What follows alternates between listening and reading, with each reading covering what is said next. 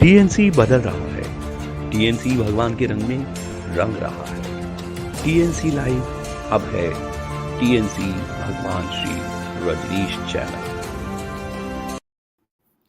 Good evening and welcome to the TNC Bhagwan Shhree Rajneesh channel. I'm Raghav and you're watching TNC Bhagwan channel. Today we have a very special program on Jiddu Krishnamurti. So we have a very special guest, Professor P. Krishna. Pranam and warm welcome to you. Professor P. Krishna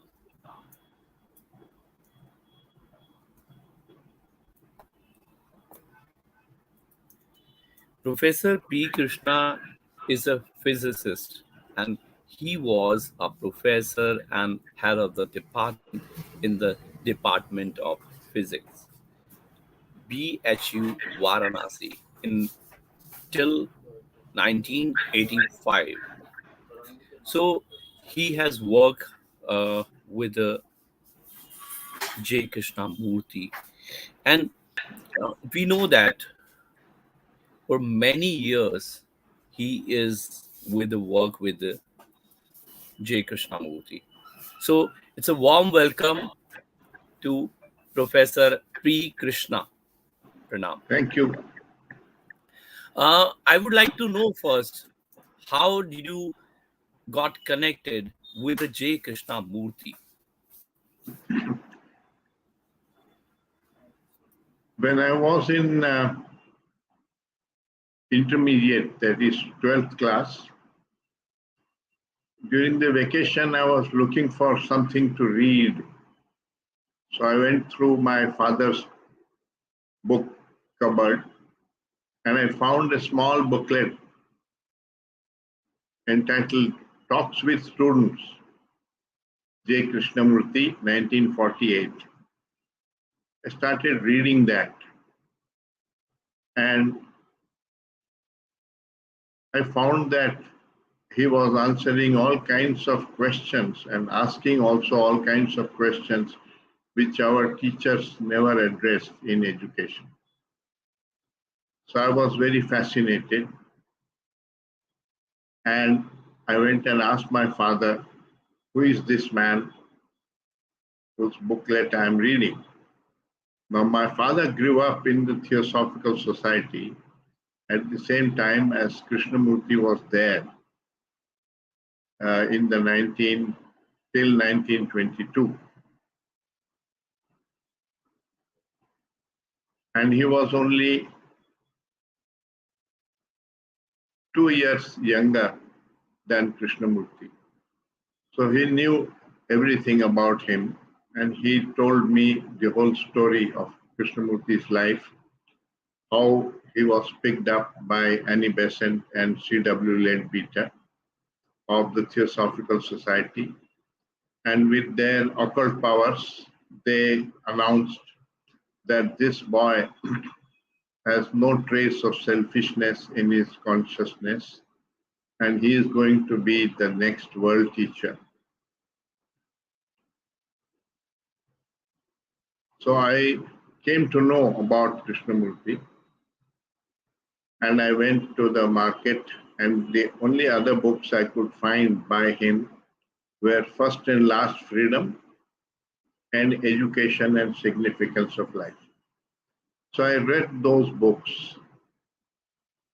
And then in 1957, I went to Delhi University to do my master's in physics.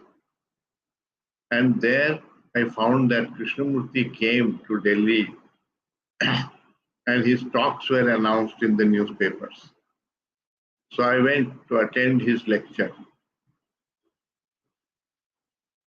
In that lecture, Mr. Shivrao was present. He was a Rajya Sabha member of the Constituent Assembly. And Krishnaji used to stay with him during his stay in Delhi. Now, Shivrao grew up at the same time as my father in Chennai in the Theosophical Society. So he was a family friend and he recognized me. And he said, "How are you here?" So I said, "Well, I'm studying for my MSc in Delhi University. And I came because I'm interested in what Krishnamurti is saying." He said, "Would you like to meet him?" I said, "I would be delighted." So he invited me to have lunch with Krishnamurti at his home. That was January 1958. So that was my first meeting with Krishnamurti.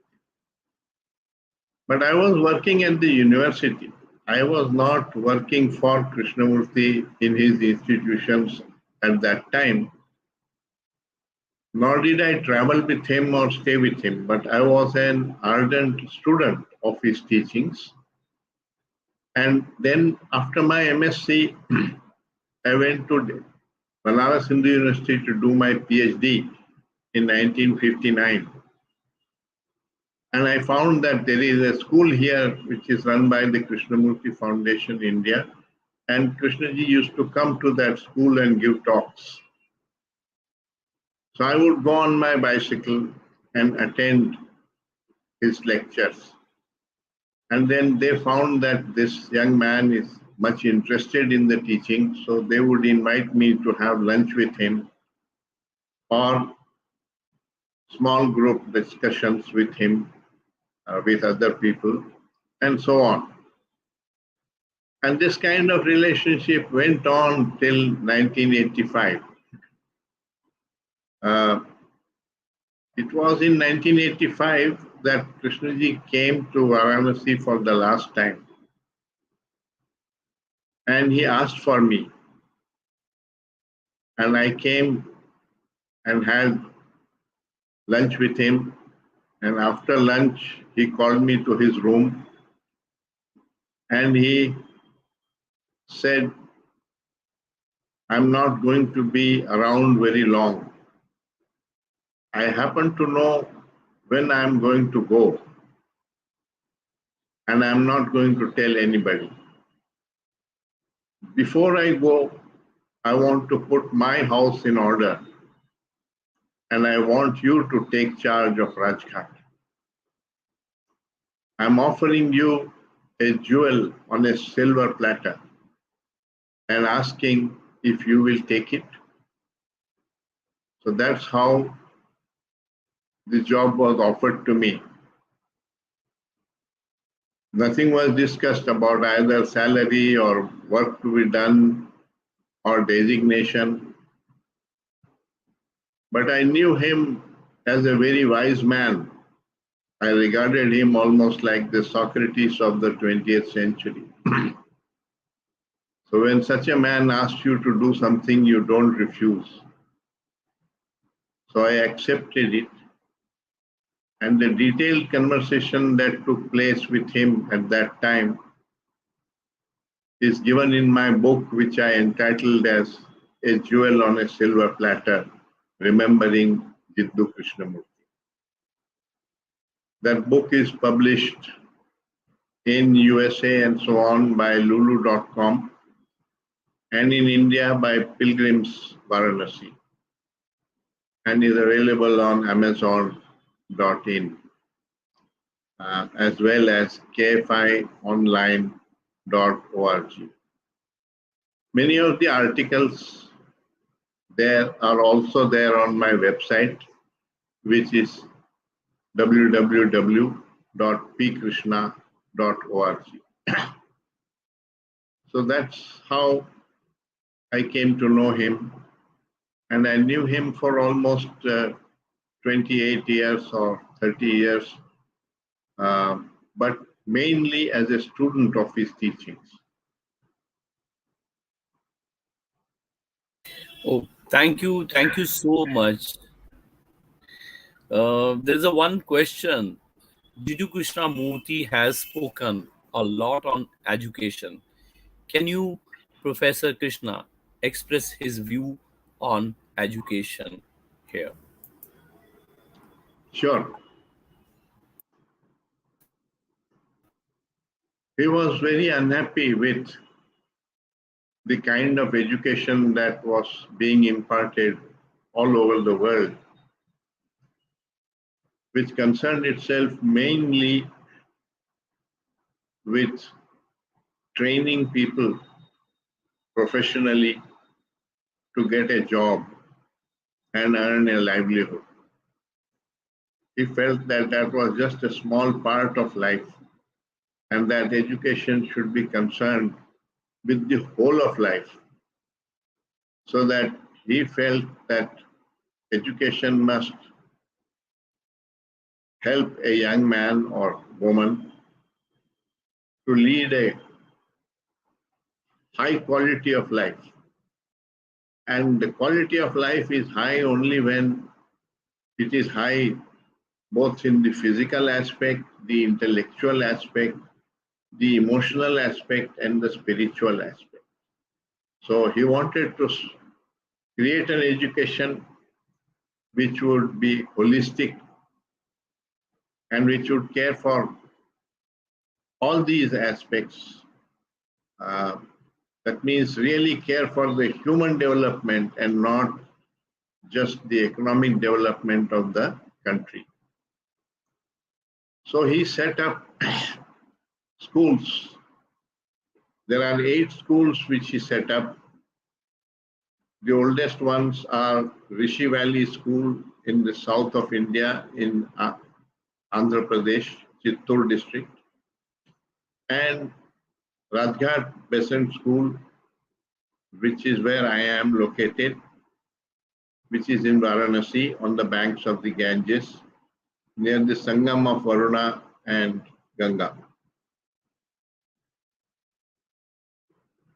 The other schools came up later on. These schools are the oldest. They were set up in 1928 and 1932. And they were residential schools because he felt that if children stay, the school is like an ashram, and the life in the ashram becomes the education of the child. So it gives you an opportunity to relate with the children, not only academically, but also as human beings, to care for their sensitivity, their development, physical development, emotional development, moral development. And in particular, he wanted that in addition to academic knowledge and skills, which we learn at present in school and college, we should also inculcate the religious inquiry in the child so that he begins to understand himself, the way his consciousness functions, what is known as self-knowledge. So he felt that education must provide excellent knowledge as well as self-knowledge. And he said, self-knowledge is the key to wisdom. And without wisdom, the present day education only creates knowledge and skills, which produces power, and power without wisdom is used destructively. So he felt that that deficiency needs to be corrected. That's why he set up a different kind of education in these 8 schools, one of which is in Los Angeles in near Ojai, California, another in Brockwood Park near Southampton in England, and there are 6 schools now run by the Krishnamurti Foundation India. They all work with the same philosophy of imparting holistic education and creating a sensitive religious mind in the child.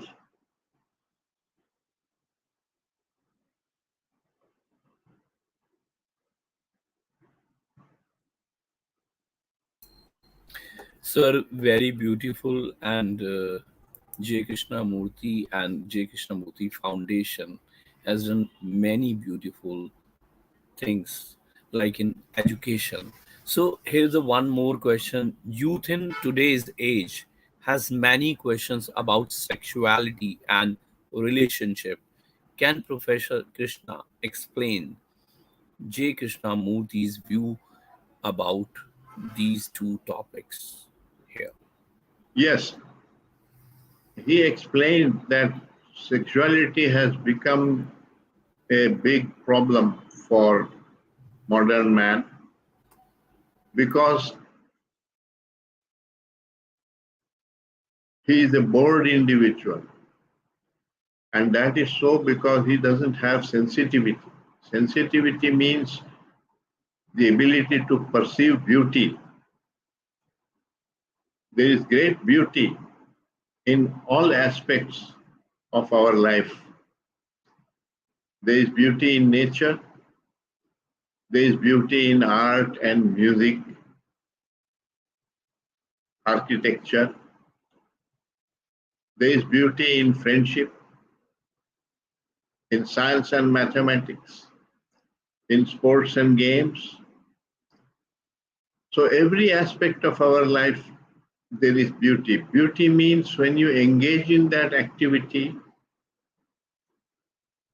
you experience a joy that is innate to that activity, not the result of that activity, not the reward that you get at the end of it, but the engagement in the activity itself produces a joy.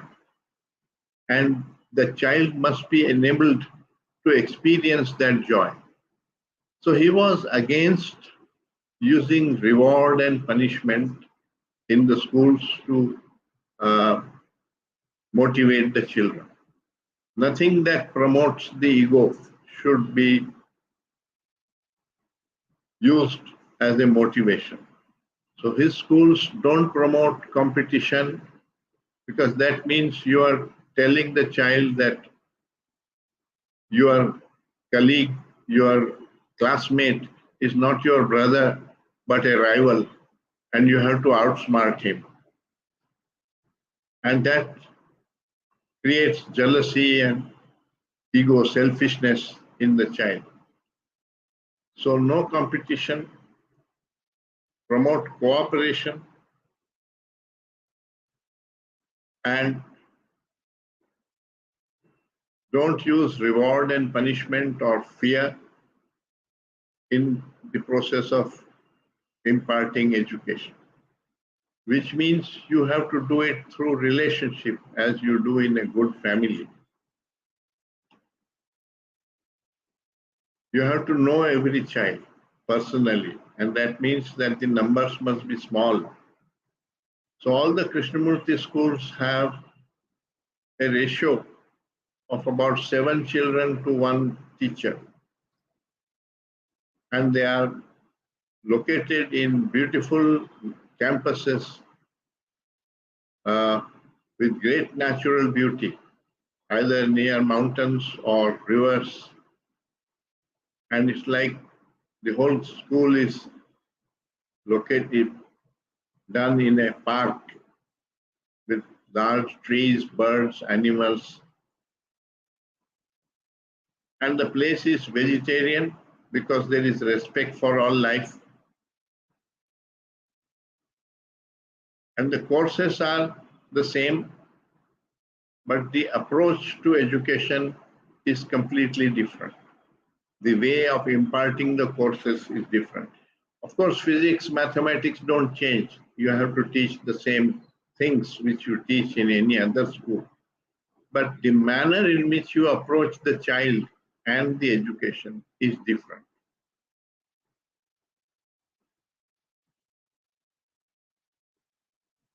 So he said that if you grow up with sensitivity and everything becomes a source of joy, then sex will find its correct place and not become a problem for man.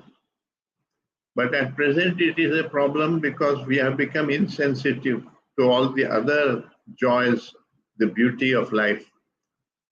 And this is the only activity in which there is a release. And so it becomes like an addiction for a human being. So that's how he explained. Otherwise, it falls into its right place in the scheme of things in life.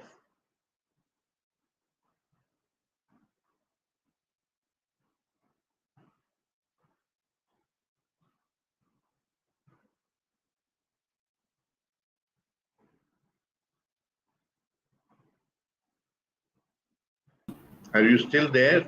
Yes, I'm here. Yes. So I would like to ask one more question. Sure. Politicians generally say a lot about social revolutions.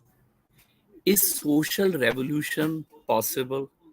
What is J. Krishnamurti's view about it? And Jiddu Krishnamurti has also talked a lot on in yes. So I just want to know about all this revolution. Is this a revolution is possible? He went into this in great detail in his teaching and in great depth. He said the disorder in society is not just out there. It is a manifestation of the disorder in our consciousness. We have violence, greed, selfishness, jealousy, rivalry, hatred in our consciousness. It manifests in our relationships. And millions of such relationships constitute society. So you cannot create a peaceful society, a non-violent society where there is love and affection and friendship and prosperity without changing the human being. That it is what the human being is, the society is that. So if you grow up in India, because the human beings have casteism in their mind, therefore it maintains casteism in society. And conversely, since the child grows up in society seeing casteism under operation, so he imbibes casteism in his consciousness. So what is outside becomes what is inside, and what is inside maintains the outside. Therefore, if you want any fundamental change in society, you must change the human being. And the human being doesn't change just because his ideas change or his opinions change. It requires a transformation of consciousness. Transformation of consciousness requires freedom from the ego process. And that requires a deep understanding of how your consciousness functions and how you yourself create so much disorder in your own life without knowing that. And you blame others for it or you blame society for it. So basically, he said, you are the world, you are the society. And unless you change, society is not going to change in any fundamental way. And you can see that we have had so many wars and yet we have not learned not to make war. So he said there has been no psychological evolution. There has only been material evolution. There has been biological evolution, evolution of knowledge and power, but there has not been any psychological evolution. That means inwardly, human beings are basically the same as the primitive man. The primitive man was divided into tribes and fighting with bows and arrows and spears and axes. And the modern man is still doing the same thing. He is divided by religion, by caste, by nationality, by language, all kinds of divisions, ideology. And then fighting with each other because of these divisions. And now instead of bows and arrows, you use nuclear bombs and so on because you have progressed in science and really which has released great power in the hands of man. So it has made life more dangerous. And the next world war can mean that we end all life on earth.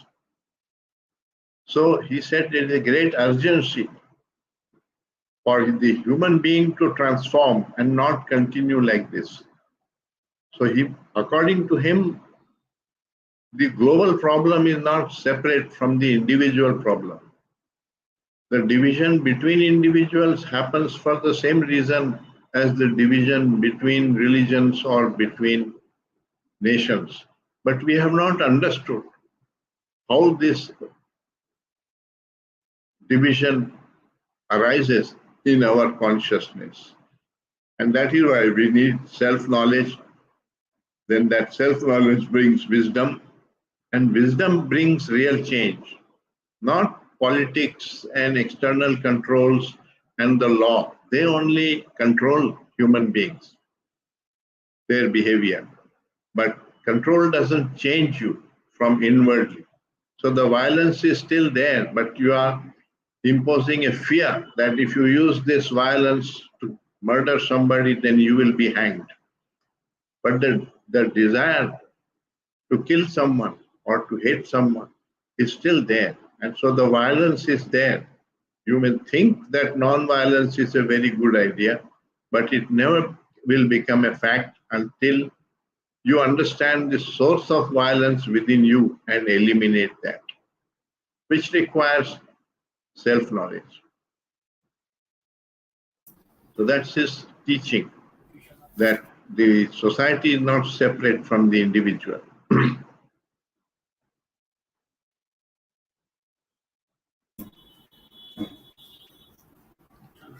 Yes, Harvinder Singh ji has asked this question. I mean, he want to know about his view on individualism. So you are talking about individuality, but there's a full vision on this. Okay, can you tell us about this individualism? Yes,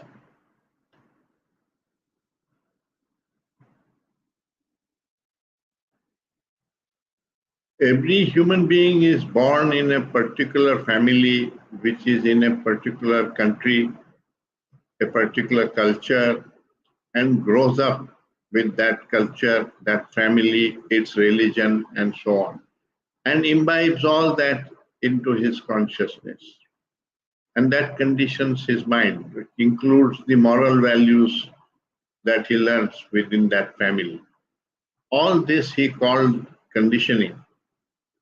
And the conditioning of another person is different because he grows up in a different family, in a different country, and so on. And if each one of us is attached to our conditioning, our own moral values and our own language and so on, individuality, then it divides us from other human beings. And that is how separation comes about. So we have to learn to be able to see these differences as just differences coming because of the accident of birth. If I was born in China, I would be speaking Chinese and eating Chinese food. But I have grown up in India, therefore I am fond of Indian food and conditioned by Indian Hinduism or Islam, whatever you grow up with. So that's an accident of birth. And we have given tremendous importance to this and identified with it, called it the me. That becomes the ego. The attachment to the me and the mind becomes the ego. And this ego divides us from others. So individualism is a creation of our own mind. We are all different from each other. No two trees are identical in nature. No two leaves of a tree are identical in nature. Similarly, no two human beings are identical. There are differences, but basically we share millions of years of biological evolution in common. And we all have intelligence, we all have capacity for language, we all have the same instincts. So both the body and the mind are very similar. The only difference comes because one is born in a different country and a different culture. And you get attached to your country and your culture and become proud of it and so on. And all that is what creates this separatism and individualism. And therefore, it is simply a construct of the human mind. It is not a fact of nature. And unless we learn about this and we learn to see differences only as differences and not create division out of it, this goes on. So we have so many divisions between Hindus, Christians, Muslims, Buddhists, atheists, communists, capitalists, political groups, and so on, and all the time fighting with each other and so on, which is so silly. It's like two IBM computers, identical IBM computers, one programmed as a Hindu, the other programmed as a Muslim. And then they are attached to the program and then they fight with each other. Not realizing that basically we are the same. We have the same body which functions identically. You ask any doctor, any scientist, and the same consciousness. Everybody has fear, everybody has attachment, everybody has desire, everybody wants success and avoids failure. We are just the same, whether you are in China or America or India. So he said, the fact is that the other man is yourself. But you have created this division by giving importance to these differences arising from where you are born and brought up. So unless you understand this process and free yourself of this conditioning, you will never end this division and the wars and fighting and terrorism, all this that goes on in society. That was his teaching. There is one more question. Yes. Jiddu stressed on awareness in daily life. Does it affect our unconsciousness? Please explain, sir. Yes, we have cultivated thought. Now, thought is a response from memory, and memory contains all our conditioning, which is subjective and dependent on where you are born and which culture you grow up in.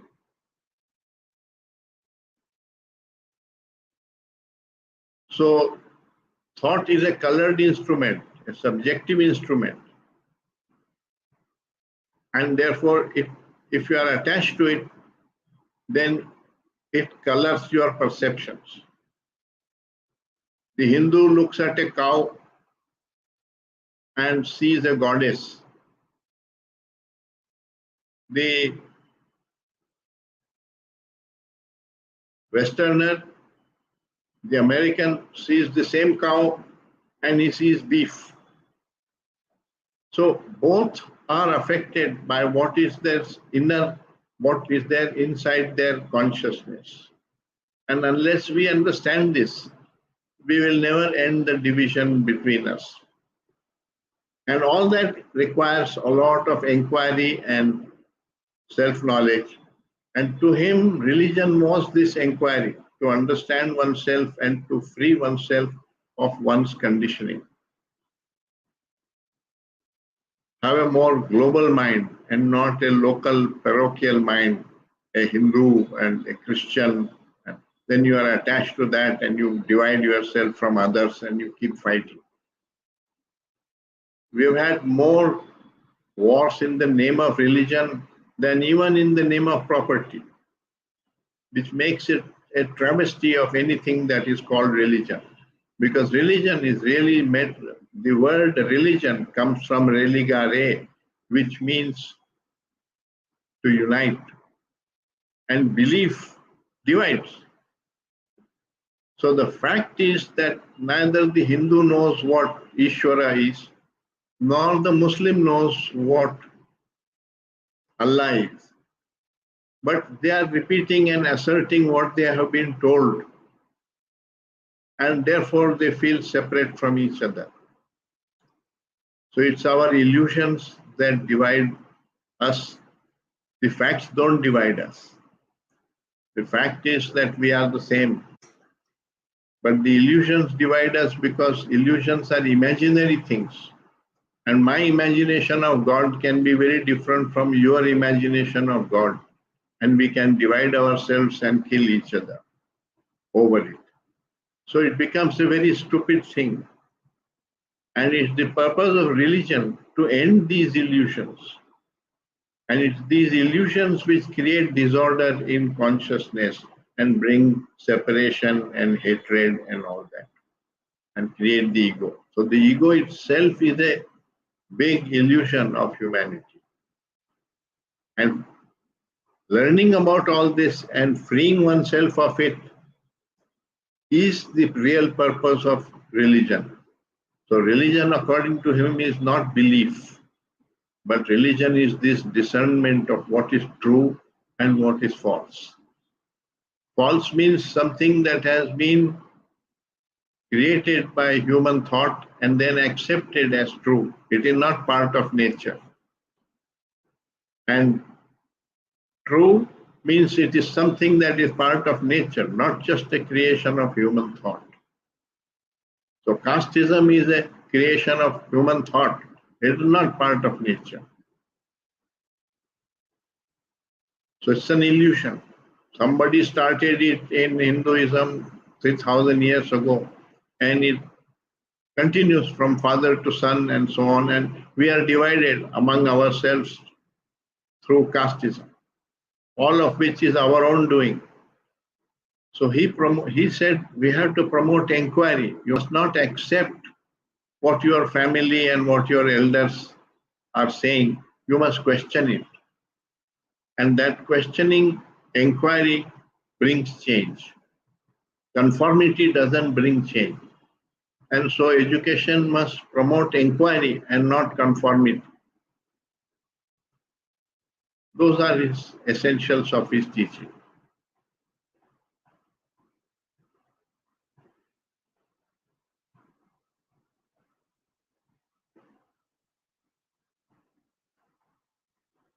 Thank you so much. There is one more question. How the transformation of human being is to be initiated in today's society? This is a very beautiful question. Yes, as I just pointed out, you have to have an inquiring mind and not a conforming, accepting, obeying mind. It's inconvenient for elders if children question them. So they want to suppress inquiry in the child and ask him to obey and follow what they are saying. But it damages, because the child must grow up with an inquiring mind if any change has to be there. Otherwise, he'll blindly follow tradition. And tradition has so many wrong things. It has had sati, it has had dowry, it has had casteism, it has had all these wars, divisions. All that is part of our tradition and culture. Why should we accept it? So you have to have an inquiring mind that can discern what is true and what is false, what is right and what leads to disorder in ourselves and in society. And all that is part of self-knowledge. of this inquiry needs to be promoted in education. And since we ourselves have grown up without this inquiry, it needs to be promoted also in the adults. So in all his institutions, he created what are called study centers, where his teachings are available to people, and they are encouraged to come and stay in a retreat. Retreat means you come away from your daily life, routine life, so that you can look at your life from a distance and examine it, what you are doing, which way you are going. And in this, his teachings create all these fundamental questions about our life. In engaging with those questions and having dialogues with others who are of similarly interested in this inquiry of understanding oneself and one's life, you can grow. So he promoted that both for adults in his institutions and for the children in the school, in the education. And this inquiry is not simply an intellectual inquiry, because the intellect, as we pointed out, is basically thought and analysis. And that thought is a product of the memory. Memory contains all the conditioning and all the illusions. Therefore, thought is a colored instrument, not a suitable instrument for deciding what is true and what is false. So, do we have another instrument? And he said, yes, we have this capacity for awareness. Awareness is not a thought phenomenon. When you look at a tree, you can look at a tree, you see the whole tree. But when you think about the tree and try to describe it to your friend, you will talk about the stem and then the branches, then the leaves, and so on, then the height and the width of the tree, and so on. So thought necessarily divides and fragments in trying to explain, which is all right for communication. But awareness has this quality of seeing the whole tree. So it has a more holistic quality, and it is not colored by the conditioning or by the illusions. The awareness of an American is the same as the awareness is the ability to see things. Our reactions vary because the reaction comes from the brain, from the memory. But our ability to see and to perceive is the same for all human beings. So he suggested that you must use passive awareness in learning about yourself, not use thought and analysis.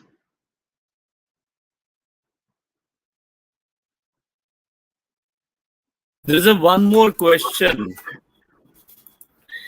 from Harvinder Singh ji. Is complete transcendence of human senses possible? What is J. Krishnamurti's view about on it? As I pointed out, there are these two kinds of learning.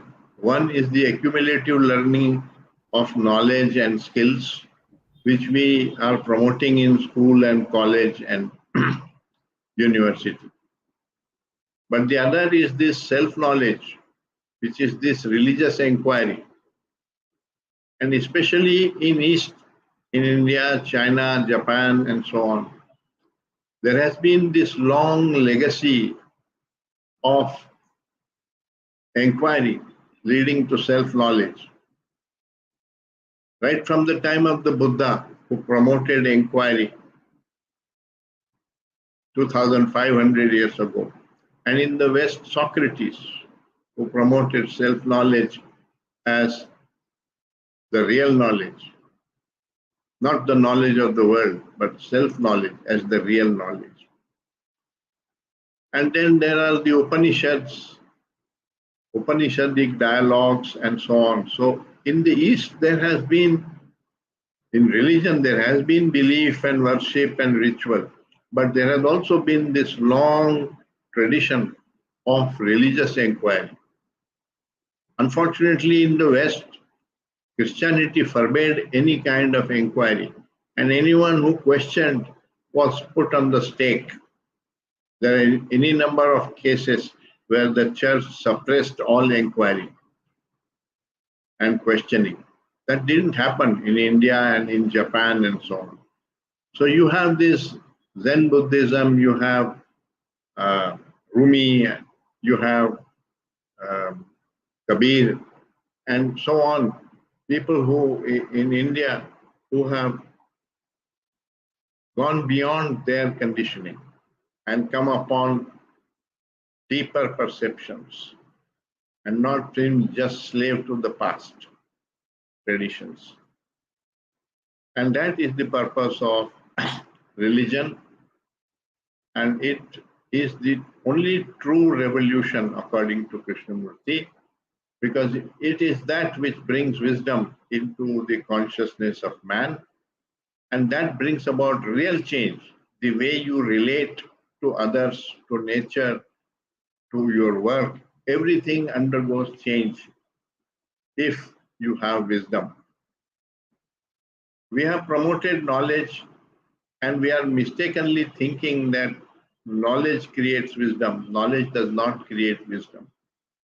Otherwise, the professor of Buddhist philosophy would be Buddha, and the professor of Christian theology should be Christ. They are not, because they don't have that consciousness. The knowledge does not transform consciousness. It is a mental property, and no property transforms consciousness.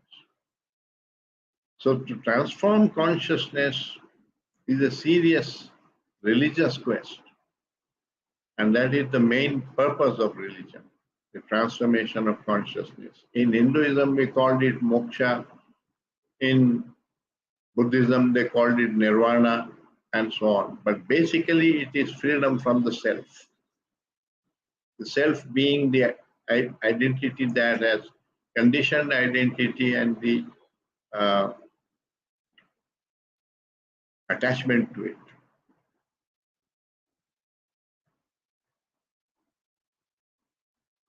There is one more question. J. Krishnamurti has spoken on fear and death.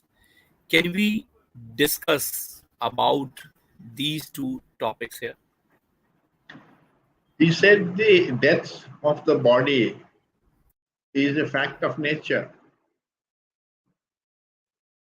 All trees die, all things that are born put together die. Some live for a long time and others for a very short time.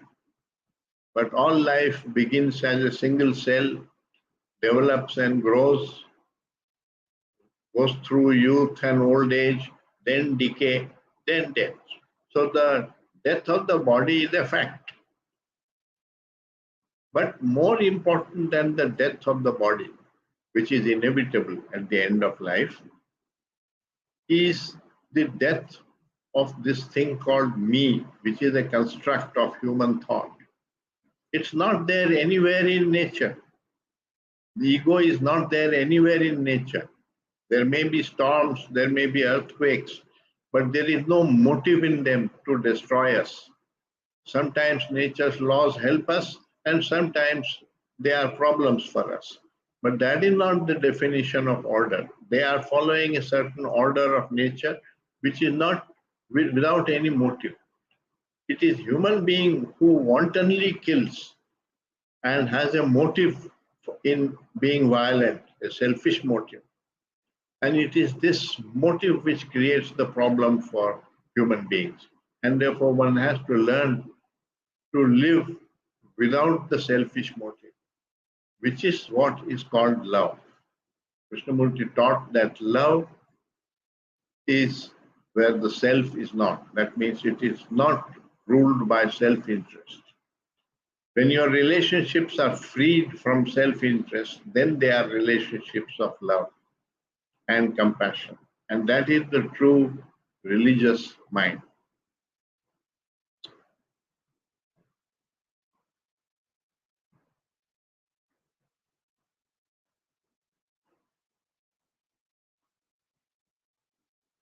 There's one more question. One last question is there.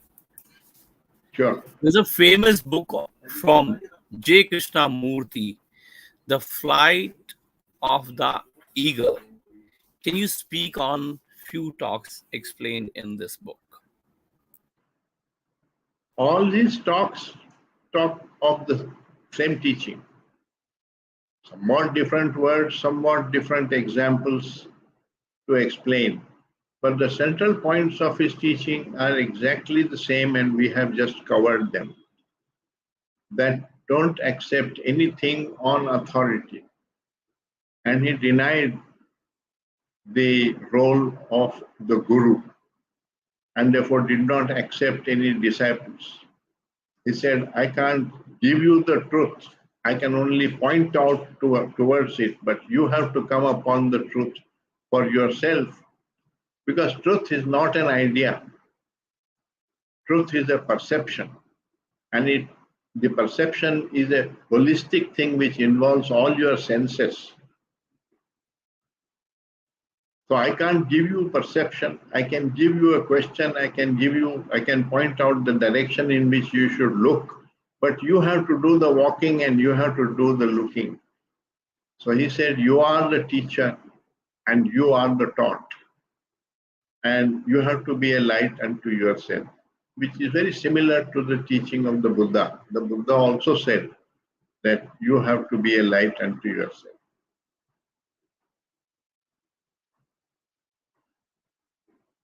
There are 70 or 80 books which the foundations have published based on various talks he gave over 70 years all over the world, and dialogues and question and answer. But the essence of his teachings remained the same throughout his life. Thank you so much. You have explained very well about J. Krishnamurti and his vision on various topics. So in the next program, we would like to have on our channel, and we'll be going to ask more things about J. Krishnamurti's vision. Most welcome. Thank There's you so one much. correction I want to suggest. I mean, your title of today said Krishnamurti's views. He didn't have any views.